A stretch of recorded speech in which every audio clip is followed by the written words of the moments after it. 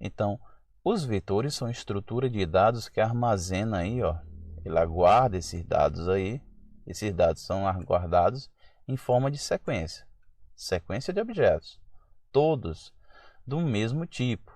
Em posições tem que ter posições e tem que ser consecutiva, uma após outra.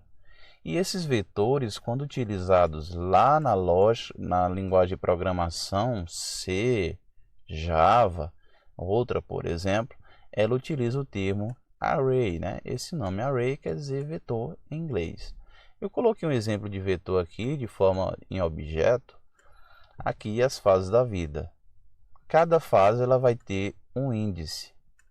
E esse vetor, ele tem um nome. Foi chamado o quê? Vetor idades.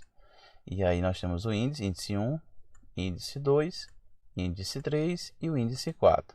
Para cada índice tem um valor. Neste caso é o bebê, né? A fase inicial da vida. No índice 2 nós temos aqui um rapaz, um menininho.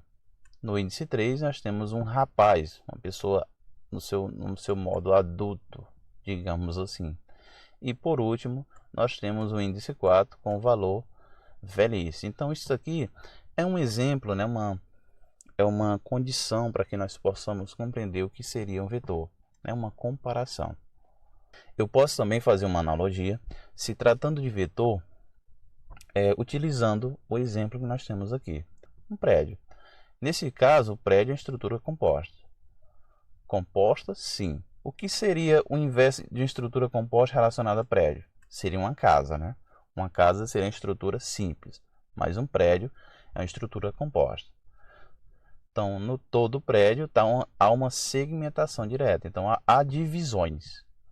Neste caso, o prédio ele tem que ter um número finito de andares. Você tem que definir o tamanho dele. No caso do prédio aqui, ó, cada andar ele possui uma posição, né? Primeiro andar, segundo andar e aí vai, contando também com o térreo, né? Isso. E ainda cada posição ao que o apartamento. Compara-se o vetor a um prédio. O prédio tem um apartamento. Nesse apartamento, vamos imaginar que tem os dados a serem guardados e cada apartamento tem uma posição. E essa posição é o seu índice, é o seu endereço para a sua localização. Uma outra comparação que nós temos, que nós podemos fazer, é utilizar a arquitetura de von Neumann. Então, ele diz que os conteúdos da memória eles são endereçados por sua posição, independentemente do tipo de dado nela contido. Então, vamos imaginar, toda variável que você define, você pega emprestado ali para, por exemplo, somar dois números, mesmo que seja ali na calculadorinha do seu celular, por exemplo, ele vai pegar e fazer o quê? Ele vai criar variáveis, ele vai pegar aquela variável e vai atribuir valores. Quando ele faz essa atribuição, ele escolhe um localzinho específico na memória. E esse local, ele vai receber esse valor nesta variável lá na memória, um local guardadinho. E aí, como o von Neumann fala, esses conteúdos têm que ser endereçados através de posição. Então, trazendo aqui para o vetor, vai ser da mesma forma. Vamos imaginar que esse vetor fosse como se fosse uma gaveta, né, que você tem em sua casa, para guardar suas roupas, por exemplo. Cada gaveta, o armário, você pode, por exemplo, colocar um índice. Isso acontece muito em escritórios e também em escolas, por exemplo. Há um índice ali, uma localização. Em cada gaveta ele coloca uma identificação para que possa ser encontrada aquela documentação, aquela informação dentro da gaveta. Então o vetor ele possui aí, ó, posições. Aqui, por exemplo, posição 0, posição 1, posição 2, posição 3. Em cada posição nós teremos o que nós chamamos de valores. E esses valores serão guardados nesta gaveta, comparando o armário com a memória. Então, no vetor da mesma forma. O vetor tem tamanho, ele tem posições e em cada posição é possível guardar algum dado. Então esses vetores aí, ó, essa estrutura do vetor, ela é formada por uma determinada quantidade de espaço, que é o seu quê? tamanho. Esse tamanho é determinado lá na memória. E cada um destes espaços recebe um endereço, que nós denominamos de índice, sendo que o índice inicia em 0. Eu quero que vocês prestem muita atenção quando eu falar em relação a iniciar em 0.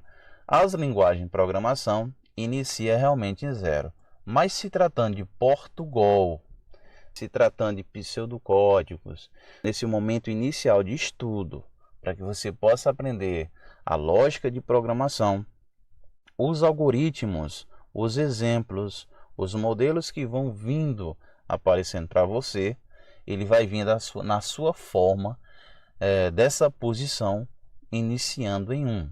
Então não confunda. Se você estiver utilizando, no caso, outras linguagens, com certeza essa posição inicial ela vai iniciar em 0. Então lembrem, a posição inicial com 1 é para questões de estudo, para questões de pessoas que estão começando a ter este contato com a lógica, com a programação. Mas não esqueça, o vetor inicia em 0. Continuando, nós temos aqui uma questionamento, ele pergunta, por exemplo, por que usar vetores? Então esses vetores eles serão usados quando houver a necessidade de utilizar um grupo, né, um tamanho, um volume de dados maior. Desta forma você utilizará o vetor. O vetor é utilizado também para evitar o uso de diversas variáveis de forma desnecessária. Então o vetor é uma opção para salvar aí a construção, o desenvolvimento do seu programa, do seu software. Ainda, utilizando o vetor vai facilitar a manipulação dos dados e endereço na memória. E a outra forma, né, porque utilizar esses vetores, é o método, né, de organizar essas informações. Vamos fazer uma comparação, por exemplo. Imaginemos a seguinte situação. Se você precisar fazer o algoritmo para realizar a média de nota, né, de 5 notas, então como você faria isso? Para quem já está trabalhando com a lógica, é simples os passos, né? Seria necessário primeiro criar 5 variáveis, já que são 5 notas. Aí você faria lá N1, N2, N3, N4, N5. E depois seria preciso aí realizar esse cálculo. Só que para realizar esse cálculo, eu preciso de uma variável chamada M, média, para receber esses valores. Então teria que criar uma variável M ou média, né, para receber esses valores, receber esse cálculo da média aritmética e depois mostrar essa média na tela, né? Bem simples, com 5 variáveis é simples. Mas imaginemos um sistema, um software que precisa fazer isso com 1000 notas, com 500 notas. Então imaginemos que seria preciso criar 1000 variáveis, 500 variáveis, e nesta situação se torna desnecessária, se torna uma situação mais trabalhosa. E por esta razão, as estruturas, né, homogêneas, os vetores, as matrizes, ela vem facilitar o trabalho do programador. E por isso que devemos utilizar os vetores. Uma forma de definição ou declaração desses vetores pode ser feita da seguinte forma. Aqui eu estou falando Portugal. Quando eu falo Portugal como todo. Agora, por exemplo, se eu estiver utilizando o Portugal Studio, aí já pode mudar algumas regrinhas, alguma questão sintática, alguma particularidade lá no compiladorzinho do Portugal Studio, ok? Então, em Portugal, para definir ou declarar um vetor, é definido da seguinte forma. Coloca aqui, ó, nesse esquemazinho desse diagrama, ó, o tipo. Nós temos aqui um identificador que você vai determinar. Nós temos que colocar aqui, ó, recebe, né, vetor. Esse identificador é o nome que você vai dar, um nome qualquer ou relacionado ao vetor. Colocamos em vetor, abrimos aqui, ó, colchetes, adicionamos o limite aí LI, que é o que? O limite inicial. Colocamos dois pontinhos aqui e vamos até o limite final. Quem é o limite inicial e limite final? É o tamanho. Vou delimitar, por exemplo, o início. Vou botar aqui 1. O final, vou dizer que é 5. Então quer dizer que esse vetor tem um tamanho 5. Ele vai do 1 a 5, ou seja, 1, 2, 3, 4, 5. 5 posições. Não é isso? E aí eu coloco, fecho aqui o colchetes e coloco de que? O tipo primitivo. Que tipo é esse, professor? Vou lá dizer que, por exemplo, é inteiro, é real, é caractere, você vai definir. E por último, o ponto e vírgula. É assim que faz essa definição. Então, de forma genérica, nós temos aqui uma situação para você criar o seu vetor em Portugal. Em Java, em C e outros, pode mudar? Claro que vai mudar. Mas a ideia é bem parecida, vai mudar alguns detalhes, até no Portugal Studio muda alguma coisinha, mas nós iremos ver cada um desses casos. Para você declarar um vetor, como já mostramos, vou mostrar agora aqui com o Portugal Studio, esse vetor ele tem três formações importantes. A primeira é o tipo dele. Que tipo de dado é esse? É inteiro, é real, é caractere, é lógico? Então você é quem vai definir. Você tem que dar o nome para esse vetor também. E também dizer qual o número de posições que esse vetor tem. Qual o tamanho desse vetor? É 5 posições? É 10 posições? Então você vai determinar. Na primeira situação, nós temos um exemplo aqui de declaração de um vetor de inteiros de nome e idades. O nome do vetor aqui, ó, é vetor idades. Aqui é o nome dele. Aqui, gente, é o tamanho da sua posição, que é 4. Observe que aqui é diferente. Neste caso aqui no Portugal, que eu vou mostrar mais à frente, ou ainda no Java, aqui à direita, ele não vai fazer aquele pontinho, né? Pontinho, eita, desenho está ruim, até 4, viu? Então ele não vai fazer dessa forma, ele só coloca o tamanho em si. E aí esse tamanho 4 quer dizer o limite dele final, ou seja, já o seu tamanho. E aí vai variar do 4 até 1. Observe novamente, eu falei aqui do 1, né? Eu falei que para fim de estudos, lá no Portugal, ele inicia 1. Porém, nas linguagens de programação, esse vetor inicia em 0. Então nós temos aqui um vetor idade, tamanho 4, de inteiro. Aqui à minha direita, nós temos uma declaração feita em Java. Aqui no Java, ele vai dizer também ó, o tipo do dado, que é int, abreviação de inteiro, o nome do vetor, que é idades. Aqui ele abre aqui um colchetes e faz uma atribuição. Quando você vê esse sinal de igual, isso aqui é uma atribuição. Não esqueça, viu? Para vocês que estão começando, isso aqui é uma atribuição. Então, ele atribuiu que é o new int, com tamanho 4. Vocês podem até não entender essa ideia de new aqui ser utilizado em Java, porque aqui é uma programação orientada a objeto. Então, se você estiver trabalhando com lógica, algum professor aí, talvez você possa compreender já essa ideia de new, nessa questão de objeto. Se não, desconsidere, mas sirva como exemplo para próximos estudos. No caso do Portugal Studio, você definir aqui um vetor inteiro, né, com nome idades, seria muito simples. Como é que é feito? Eu digo ó, que é inteiro, eu dou o nome para ele, idade, e eu digo o tamanho aí também deste vetor. É simples. Então, de forma gráfica, seria esse vetor aqui, ó, né? Observe que o tamanho dele é 4. Se eu estiver tratando uma linguagem de programação que inicia em 0, então o 0 conta. Então ele não vai até o 4, ele vai até o 3. Porque se o 0 conta, então é 0, 1, 2, 3. Nesse caso, são 4 valores. Então o vetor idades, tamanho do vetor 4 e do tipo inteiro. Ok? Então, aqui é uma declaração. Se a declaração foi definido o vetor tem suas posições e tem os seus locais aqui, ó, específico para adicionar valores. Vamos agora para a manipulação de vetores.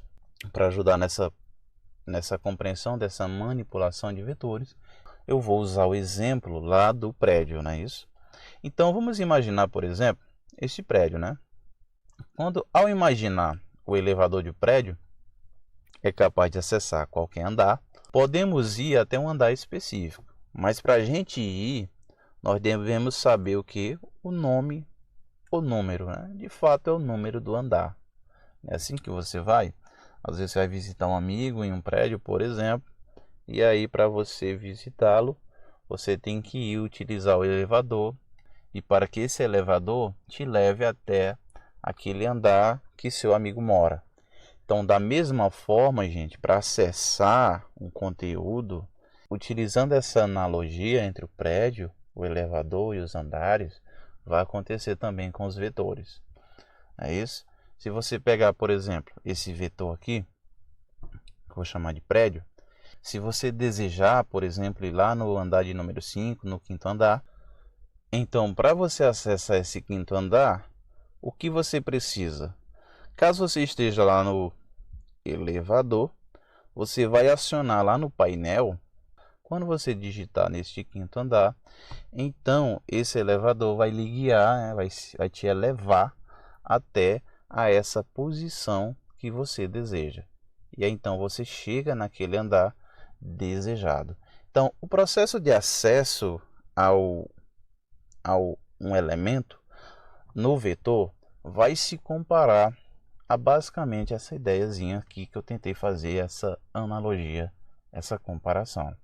Então, em um vetor, para que você possa acessar ele, possa ler ou guardar um dado deste vetor, primeiro é preciso a gente saber, né, qual é o nome desse vetor, que vetor é esse, e depois nós temos que saber também a sua posição. Dessa forma, se eu quiser, por exemplo, ter acesso à posição 6 de um vetor que foi criado anteriormente, né, chamado de vetor classe, então eu vou ter que utilizar esta nomenclatura. Neste caso, é a partir do nome do vetor e a sua posição que você vai conseguir acessar o dado que lá existe, ou inserir esse dado, ou fazer a leitura deste dado. Então, para fazer acesso, você coloca o nome do vetor, entre colchetes, coloca a posição que você deseja fazer essa leitura, acessar ou inserir este valor.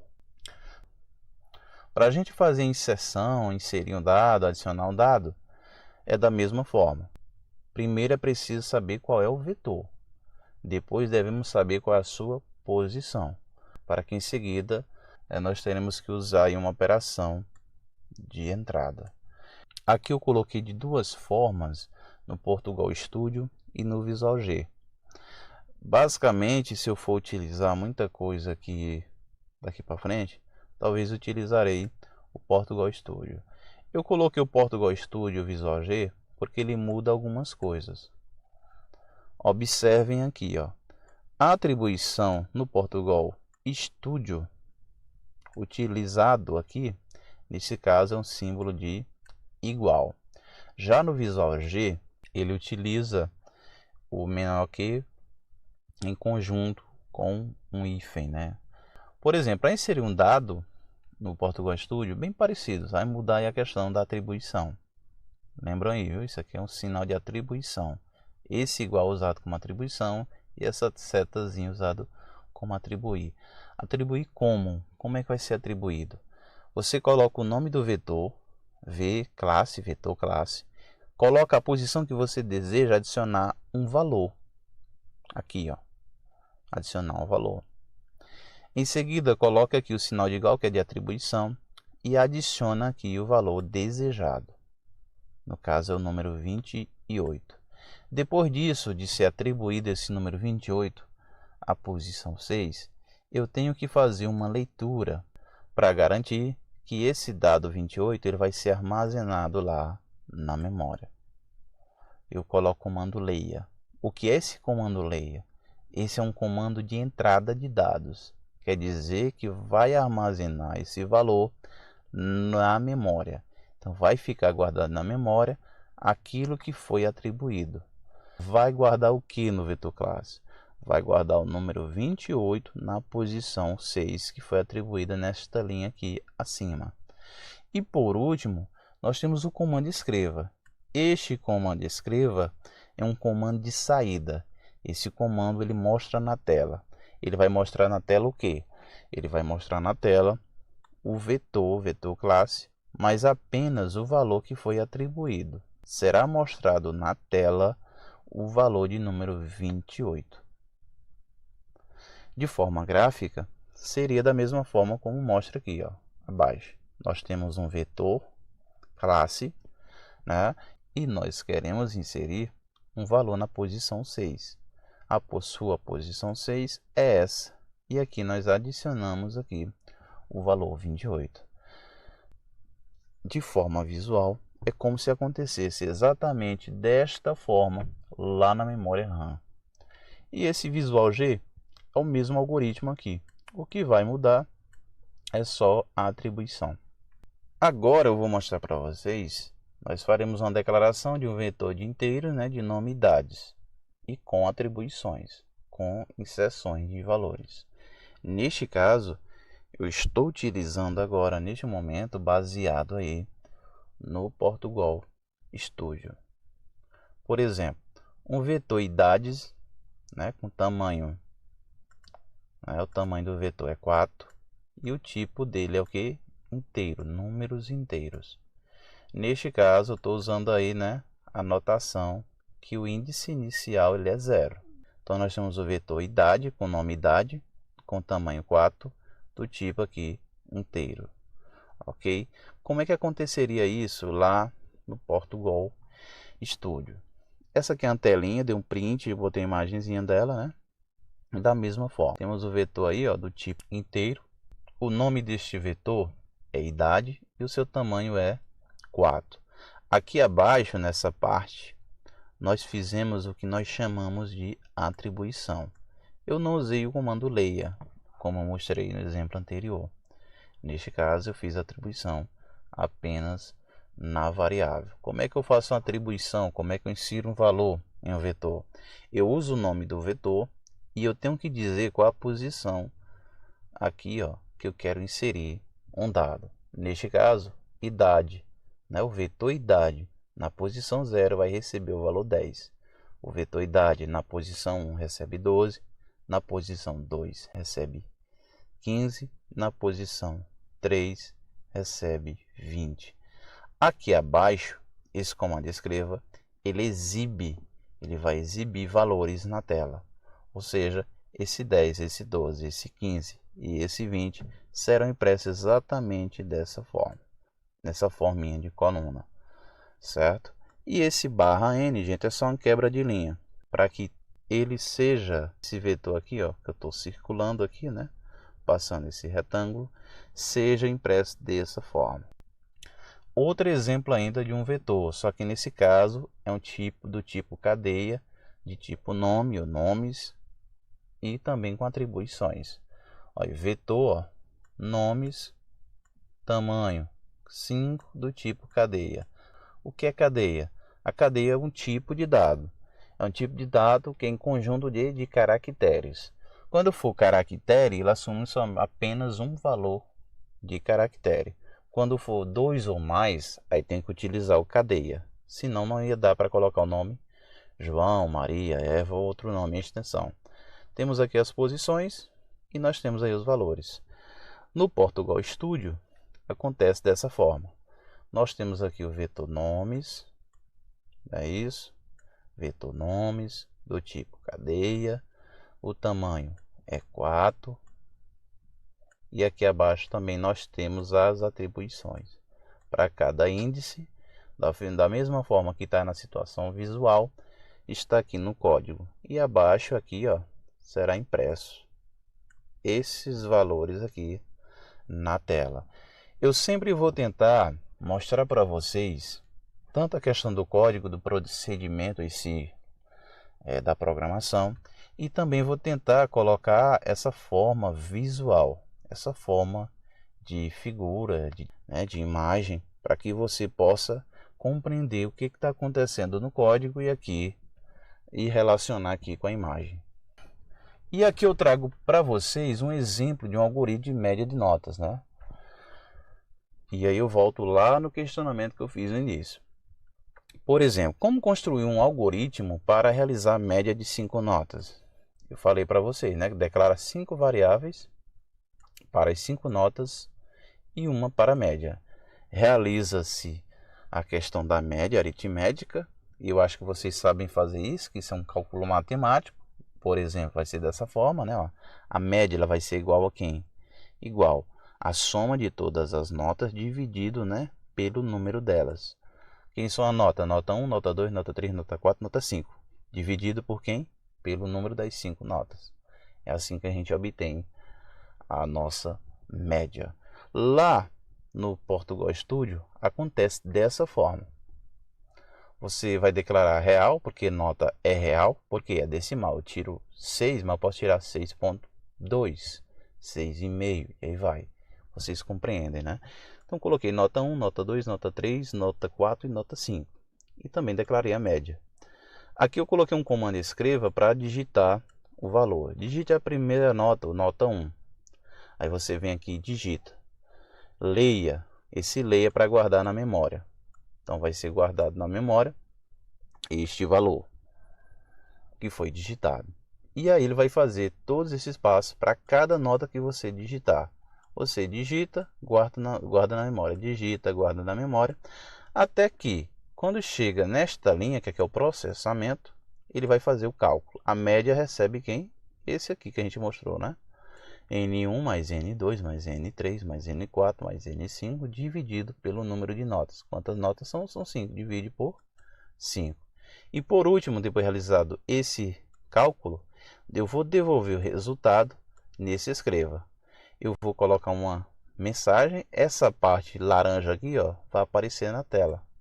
A média das notas é o que eu utilizei. Quem? Eu utilizei aqui um ponto, né, uma vírgula no caso, e botei a variável média. Essa vírgula aqui é para fazer a concatenação, ou seja, separar a mensagem amarela da variável.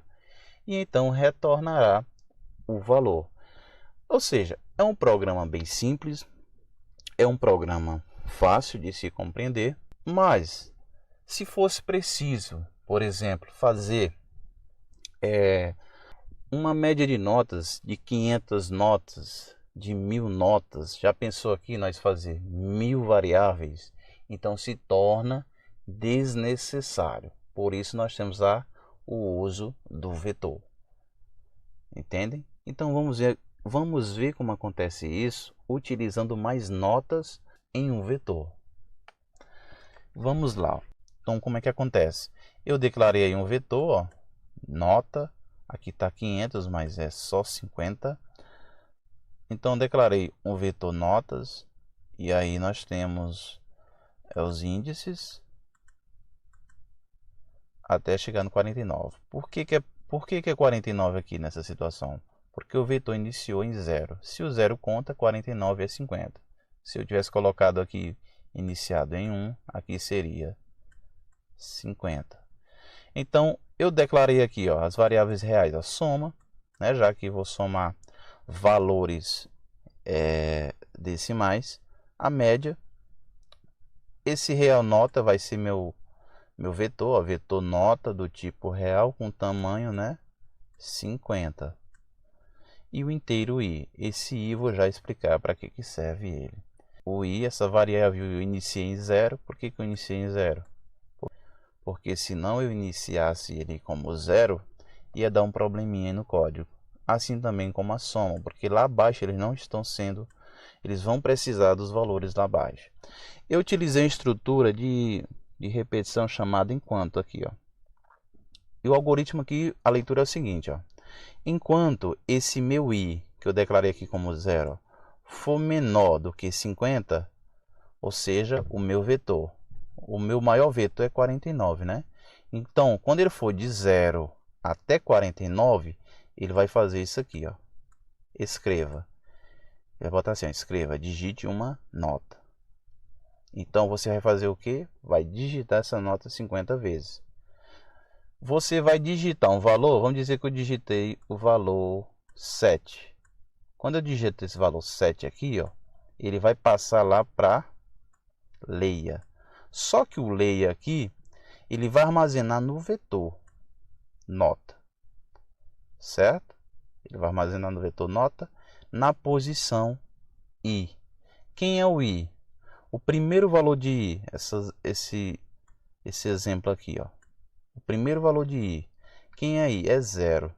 Na posição 0, ele vai receber o valor digitado. Aqui eu coloquei no vetor 5, né? Aqui eu dei o exemplo 7. Então, independente do que você for digitar, no vetor nota na posição 0 será armazenado. Pronto. O que que acontece aqui, ó? Essa variável soma aqui de forma recursiva, esse soma aqui em cima eu dei 0, né? Então ela inicia aqui em 0. A primeira nota que eu adicionei foi quem? Foi 7, né? Foi 7.